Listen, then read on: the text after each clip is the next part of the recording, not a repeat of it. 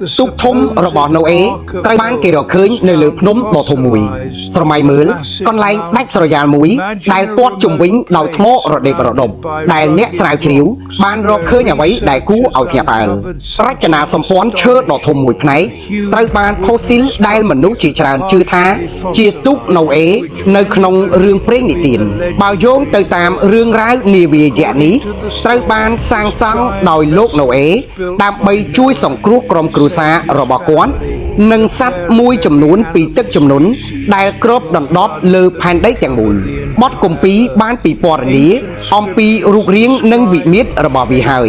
នោះគឺជាអ្វីដែលអ្នកវិទ្យាសាស្ត្រមានការភ្ញាក់ផ្អើលបំផុត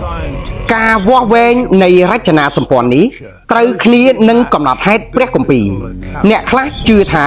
របបគំហើញនេះអាចជាផតតាងមួយដែលគួរឲ្យចាប់អារម្មណ៍បំផុតសម្រាប់ព្រឹត្តិការណ៍ប្រវត្តិសាស្ត្រប៉ុន្តែអ្នកផ្សេងទៀតមានការសង្ស័យច្រើនជាង